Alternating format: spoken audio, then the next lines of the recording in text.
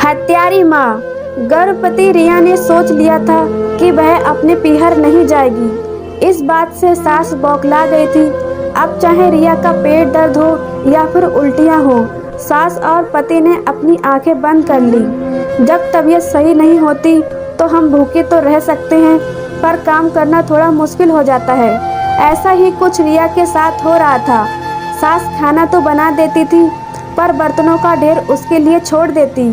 सास ने भी उसे सबक सिखाने की सोची और उसने खाने में लहसुन प्याज भर भर के डालना शुरू कर दिया। प्रेगनेंसी के समय उसे लहसुन की इतनी खतरनाक गंध लगती, उसका खाना तो क्या सांस लेना भी दुभर हो जाता। जब उसने अपनी सास को बोला तो बोली, अरे तू तो बनाकर नहीं खिला सकती सर्दियों में, हमें तो खाने दे। अब हमारे खाने पर भी रोक करेगी क्या?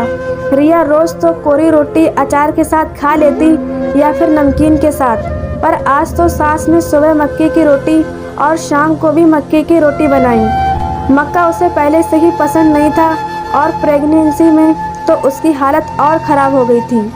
शायद 2 रोटी का आटा लगाकर खा सकती थी, पर ऐसे घर में यह कर ले तो खैर नहीं उसकी। पूरे दिन की भूखी, ऊपर से तेज पेट दर्द। डॉक्टर ने उसे बेड रेस्ट का बोला था, पर सही बात है, हर कोई कहता है, डॉक्टर तो ऐसे ही बोलते हैं, जो बेड रेस्ट करता है वह पछताता है। ऊपर से इतने सारे झूठे बर्तन जिसमें लहसुन की बदबू। जैसे तैसे उसने बर्तनों का ढेर मांज लिया और खाने पर गई तो एक मक्के की रोटी और लहसुन वाली कड़ी बिना खाए ऊपर आ गई।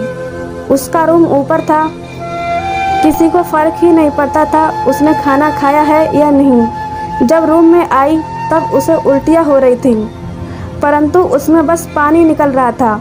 रिया का पति जब रूम में आता है और यह सब करते हुए देखता है तो हाथों से ताली बजाते हुए बोलता है, वाह नौटंकी वाह, यह नौटंकी तेरी माँ ने सिखाई है या तेरी बहन ने? उल्टी होती तो कुछ निकलता भी, सिर्फ पानी निकल रहा है। दिया बोली, जो होगा पेट में वही तो निकलेगा। पति की ऐसे बातें उसके दिल पर सीधी लगी। वह अपने रूम से निकली, उसका रूम छत पर खुलता था, कम से कम उबकाई तो चैन से ले पाएगी। जनवरी की रात बिना स्वेटर के जब वह अपने रूम की तरफ वापस आई तो रूम का गेट अंदर की तरफ से बंद हो चुका था। पति का यह व्यवहार उसे अंदर तक तोड़ चुका था। जनवरी की सर्दी की रातें बिना स्वेटर, थोड़ी देर तो वह इंतजार करती रही, फिर पेट दर्द के आगे आखिरकार उसने हार मान ली और दरवाज़ा खटखटाया, पर कोई प्रतिक्रिया नहीं। पेट दर्द अपनी चरम सीमा पर पहुंच गया था। उसने दरवाज़ा जोर से खटखटाया, पर कोई प्रतिक्रिया नहीं। रिया चाहती तो अपने सास ससुर के पास जा सकती थी, पर सास का व्यवहार और पति ऐसा व्यवहार करता है, यह देखकर उसकी सास का क्या व्यवहार होगा, यह सोचकर उस दर्द और ठंड को बर्दाश्त करना ज़्यादा सही समझा। पति को अपनी नींद में कुछ खलल नहीं चाहता था, इसीलिए उसने न सर्द हवाओं को देखा न उसकी हालत को। जब दरवाज़ा खोलने की उम्मीद खत्म हो गई तो वह छत पर ही सिकुड़कर बैठ गई। रिया भी बहुत जिद्दी थी, उसने अपने आप पर भी दया नहीं आई। रिया की आंख खुली तो वह अस्पताल में थी, सुबह हो चुकी थी। पास में खड़ी नर्स उसने पूछा तो बोली, तुम्हें बहुत कमजोरी है, अभी कुछ मत पूछो। सास और पति, कुछ और रिश्तेदार भी आए। सास ने कहा, अरे 30 साल की बड़ी होने पर आई, पर हरकतें बच्चे जैसी हैं, जिद्दी तो इतनी है कि पूछो मत।